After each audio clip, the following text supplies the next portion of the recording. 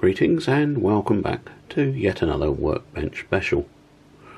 And today we have two locomotives that have been waiting an absolute age for their service and chance to show off their abilities to you.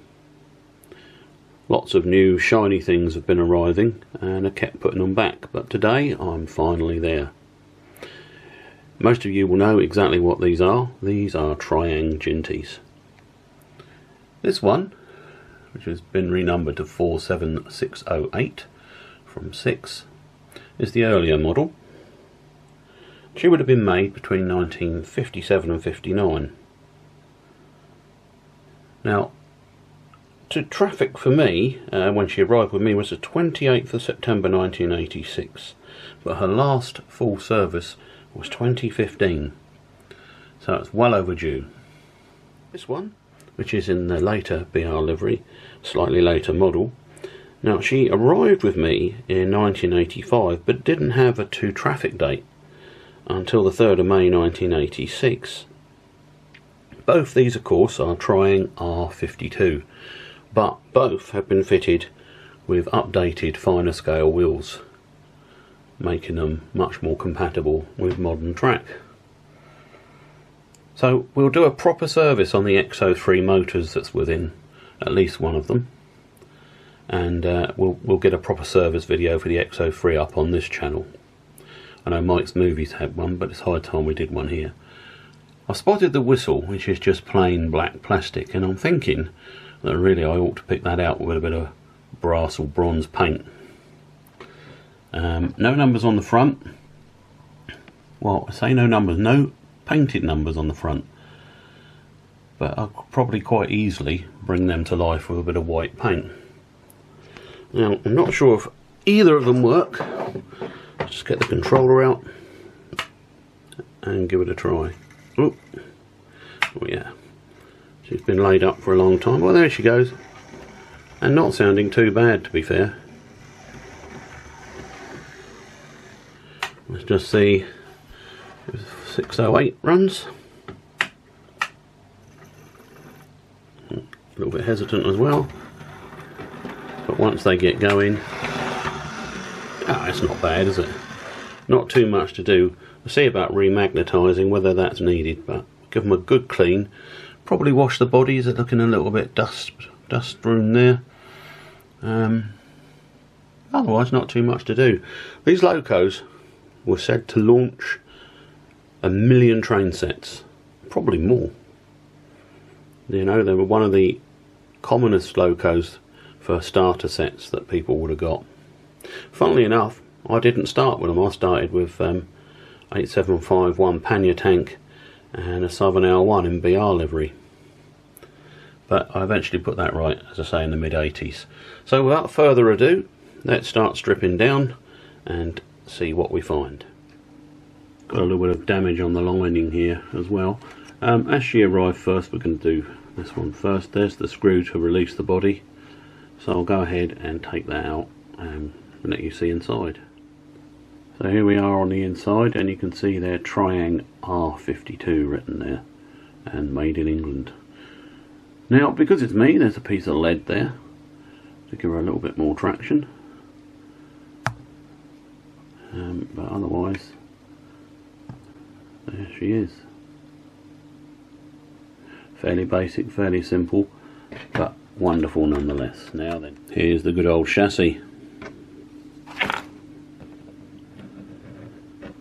And that's quite an old armature in there, one of the very old ones. A little bit of corrosion starting on top there, which we'll try and deal with. The suppressor capacitor's wrapped inside that, and she's phosphor bronze pickups on just the two outer wheels. So you've all seen this before. To release the motor, we need to take that clip out so that wire's free, and then unscrew there. I'm going to do that off camera, and then we'll come back and have a look what state the motor's in. And of course it's absolute simplicity to remove and begin working on them. How strong is this magnet? Let's see.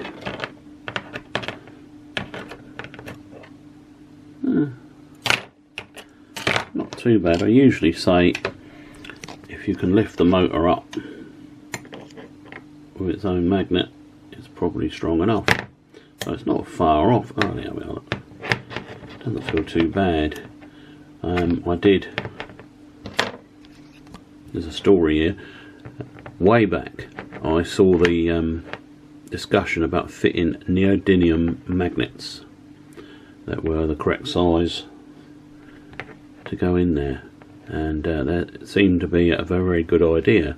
Lots of people were raving about it, so I did replace most of my magnets with neodymium ones, and initially they did produce some very interesting results. The current drawn by the motors was incredibly low and they ran quite powerfully. However, the sheer power of these neodymium magnets was so much that things would stick to the side of the loco with the strength of the magnet, and it would eventually put strain on bearings and gears because it was so strong. So I swapped back to all the old original magnets and just recharged them.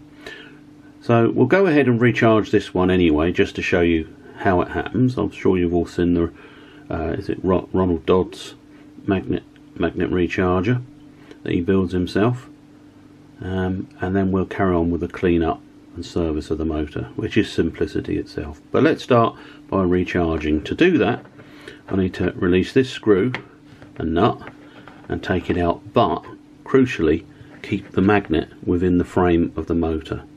The reason for that is if you take the magnet out, even for a short amount of time, it immediately starts losing charge. So equally, if you just recharged it and the magnet's out, it'll lose charge by the time you put it back into the frames. The frames are keeper plates for the magnet, so you always recharge within the frame of the motor. I'll just get the magnet recharger set up and come back. So here we have the recharger. You can see it's two poles that you put the magnet between, and then you press the button. You see they bang together there, and it's powered by a large computer type power supply. Now obviously magnets have poles, so we need to ensure that we have the poles correct. And the way we do that is by using this compass. As you can see on this Hornby Triang X04, the bottom of the motor is south and the top is north. So we need to align that to this. So clearly this is the south pole, and we can test that just by bringing the poles together, because I don't want to shatter them. So when I press it, you should find that the white needle will go to the back and the red to the front. There you go, quite conclusively. So that's south pole, that's north pole. In fact, I've at some point written an N on there, and I've even written a guide for myself, because I have done it wrong and the motor's run the other way. Right, let's put the motor in there and show you what happens. Welcome back. The motor's between the recharging poles, so it's just a couple of seconds press. 1, 2, and I'll do it 3 times. 1, 2, 1, 2. And that will be that magnet. Oh, you can tell because it doesn't want to come out when you come to withdraw it from the machine. That magnet's now fully charged. Now, as I say, I took the bolt out. We've got a couple of jobs to do before we put the bolt back. I'm going to use wet and dry to take off any of that tarnish, and I'm going to use wet and dry on the bottom of this spring contact and on its arms, and indeed on the brushes, so that contact is improved. Another place that's often forgotten is the motor retaining lug. If you wet and dry there to clean that, and on the screw, under the underside of the screw, you'll ensure that contact goes through the chassis nice and strongly. So I'm going to do those two or three jobs and then come back to you. Okay, so I've cleaned the spring. As you can see, it's nice and shiny, and the arm which contacts the brush. The brushes need cleaning still, but I've realised the commutator is in a bit of a sorry state, and I just wanted to go through the cleaning process with you because there's a little bit of misinformation out there. The cleaning process will be a sharpened cocktail stick between the segments, and when you work from the back to the front,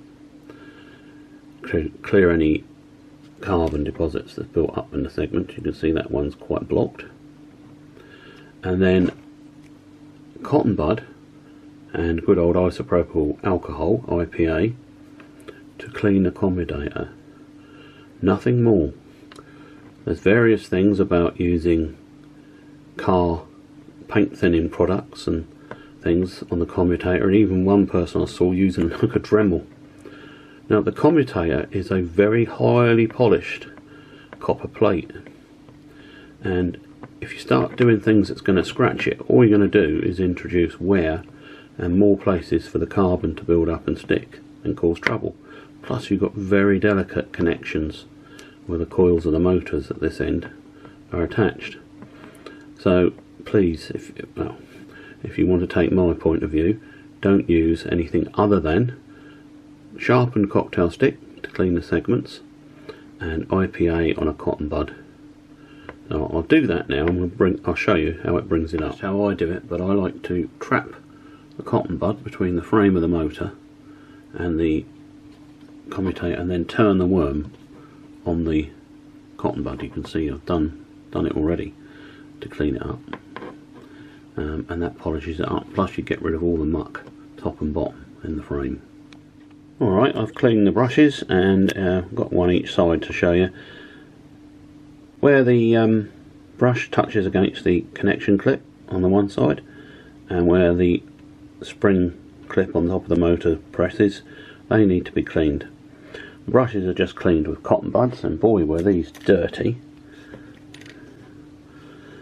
And clean all round the brush, both sides, and the whole brush arm. Basically everything needs to be cleaned to keep muck away from the commutator in the future.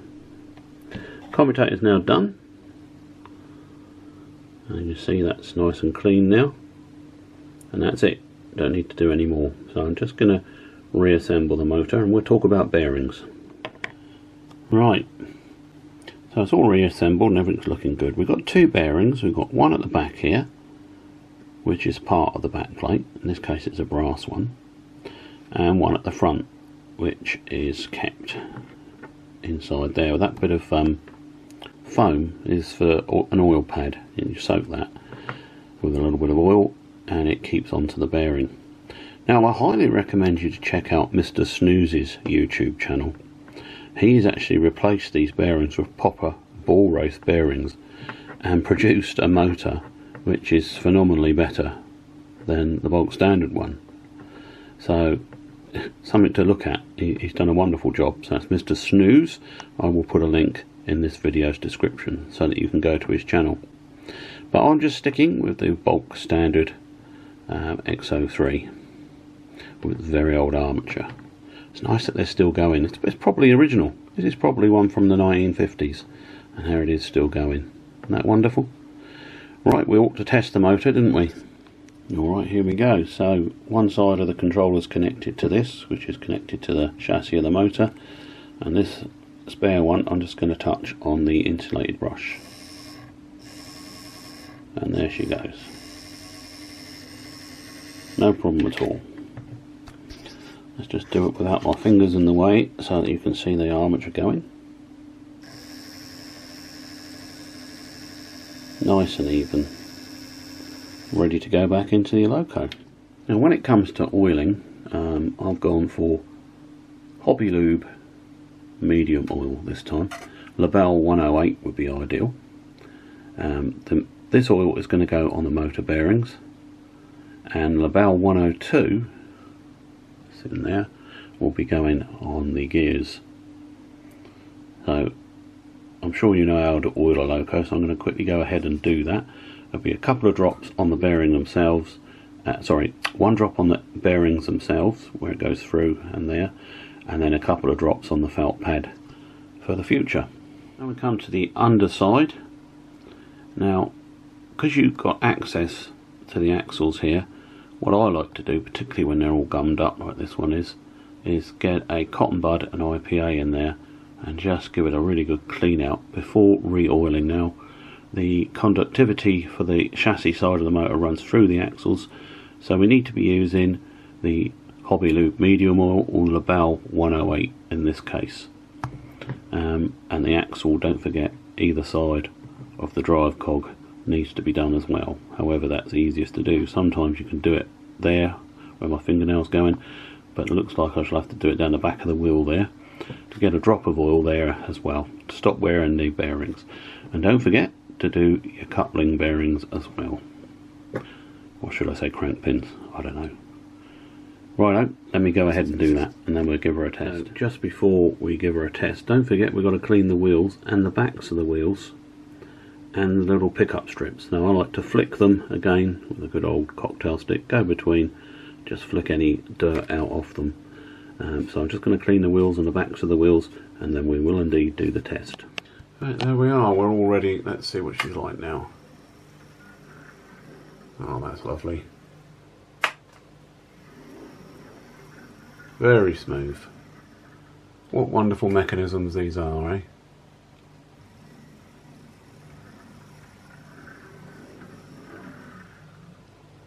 It'll easily outlive me, this one.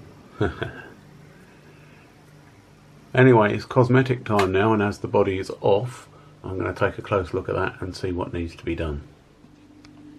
Right, so I've opened up 47608's mechanism to have a look, and I've discovered it's an actual older mechanism still. You have one of the very old types of capacitors there, and again a very old armature. So this is the older mechanism, so this is again 1950s. These locos were made between 1952 and the mid-70s. So just thought I'd let you see that. I've done the servicing on the other one, but it's interesting to find these old valued things there. Looks like 470. Let's have a look. 470 picofarads perhaps. Anyway, good old thing. Probably still, I will test it actually just to see what its value is. See if it's still holding its value. That would be a bit of fun. But anyway, let's move now on to body cosmetics. So I said I would test the capacitor, and I've got it connected up. It's disconnected from the motor chassis apart from one inside. So it should be a 470N, and it's actually a 569. So it's actually slightly high. So still doing a good job all these years later. Amazing, eh? So they've had their wash. I do this with filtered cold water, a couple of drops of fairy liquid, and a medium used toothbrush, so it's nice and soft, and just gently work it in, and then give them a rinse off, then a dry. So that'll take a little while. We'll come back once they're dry. Just a bit of a close up. Can you see there, just on the cab, 3F? They are. Full of modern details, these locos. So they even bothered to do the 3F. Body's looking a lot better. Of course it's quite old, so it's had a bit of use, but that's part of the charm, isn't it? But my eye is definitely on bringing that whistle up. And this one, my dad had a go at doing the number. Let's see, 47608. It was actually 47606, of course, but we needed to have a difference. I already call them the Jinty twins. We'll see. But still needs to dry, but I thought I'd just show you that they did bother to add little details even back then. Alright, so we're looking at the whistle next, and I've identified some bronzy paint, which should do fine, and an extremely fine paintbrush. So I shall now apply that and bring the whistle to life. Here we go. Washed and repaired and cleaned. As we can see, number 6 is a deal faster than number 8. We're already reaching the end of the test layout. So it won't be any good for double heading, but beautifully smooth. Now, call me a coward, but I decided not to do the front numbers on this one. It looked like an incredibly hard job, and I didn't feel brave enough today. I'm going to have a think about that. Whatever Dad did was something spectacular. They are proud of the smoke box, so possibly I could sort of, I don't know, put paint on a bit of paper and then put it over it like a print. But I might just leave it as they were, because they never were painted originally.